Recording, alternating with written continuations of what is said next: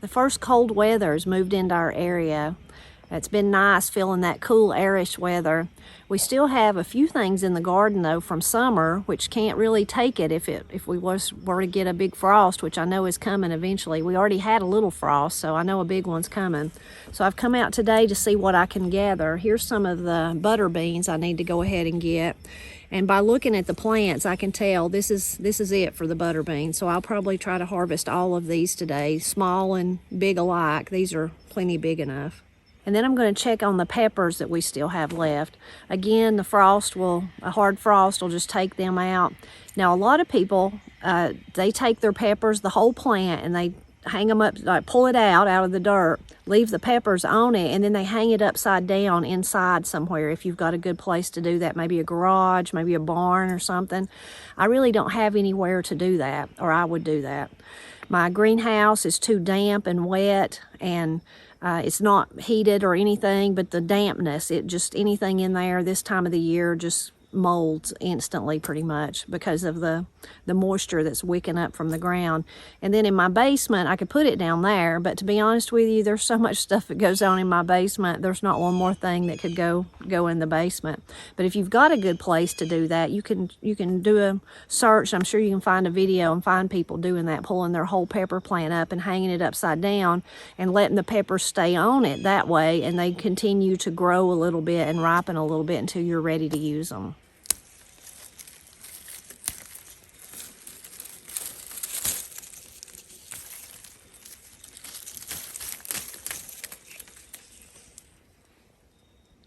Here's a red pepper I can get.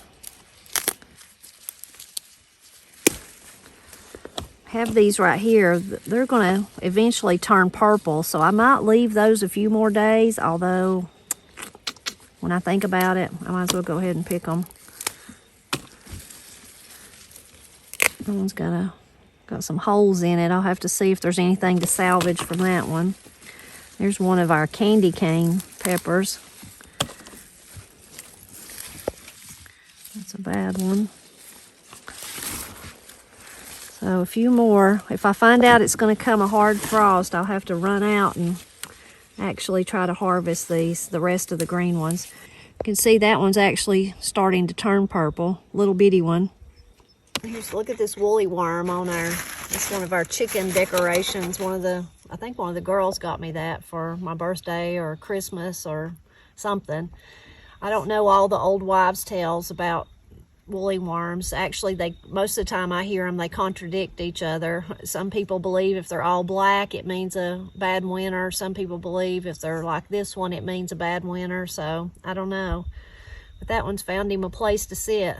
These peppers are in one of the beds down by the greenhouse, and you can see they have turned their pretty color. Corey got me to grow these this year. They've turned out to be pretty good. I think they did pretty good for her too. It does have lovely color, and they taste good. They are sweet pepper. Violet Sparkle.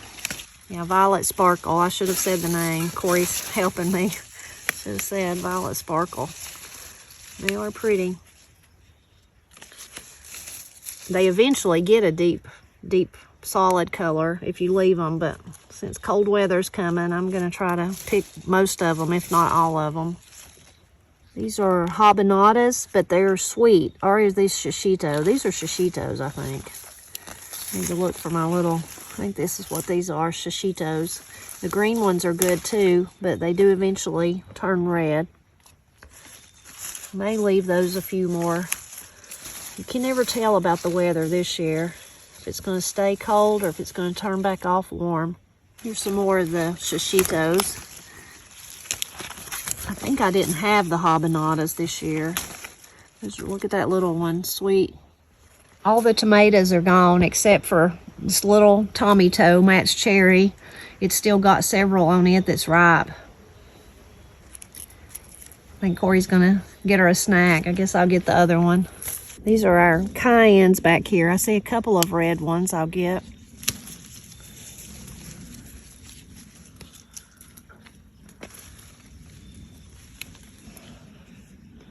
It's the only red ones I see. I will come back out and harvest the green ones, but I'll leave them a little bit longer.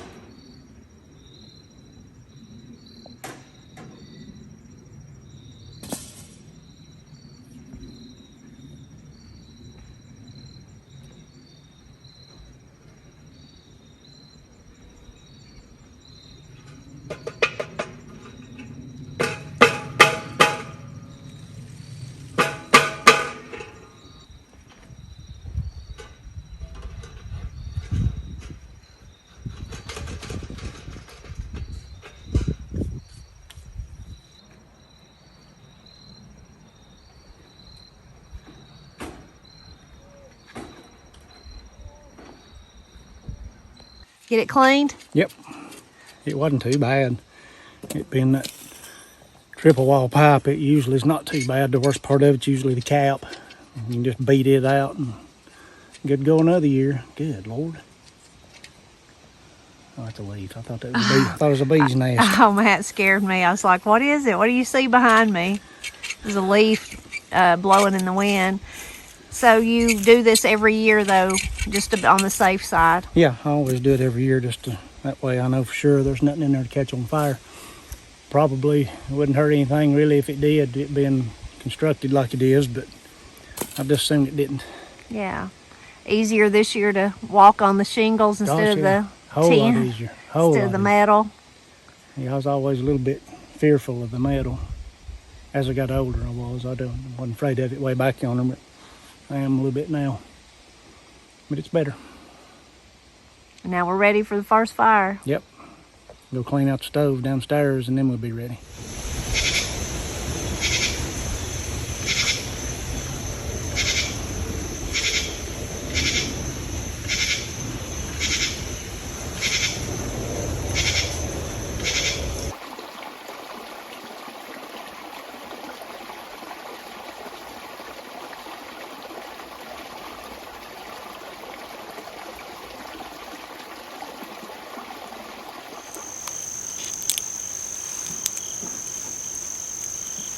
What you gonna make out of those?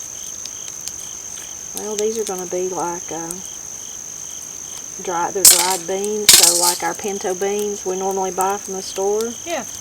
We just have them like this time. And then you cook when you want to cook beans, like reconstitute them and dry. Yeah. Cool. Could you save these seeds? Yeah, you could save them the seeds too. If you want Yeah, to. some people do that. They dry them out like that just to save the seed. Yeah. Oh yeah, for sure. Could you plant a pinto bean from the store and make it grow? A lot of people say they do. Yeah. I've heard people say that. But hard beans like that'll keep for as long as they're dry for like ever, probably. Yeah, pretty much. As long as they stay dry.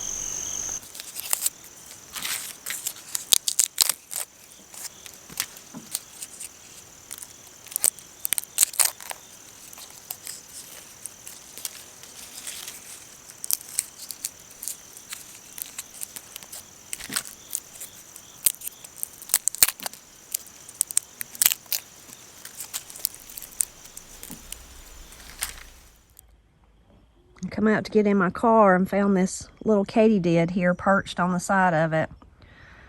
It's moving slow. Katydids are over for this year. This one's just still trying to hang on a little bit longer.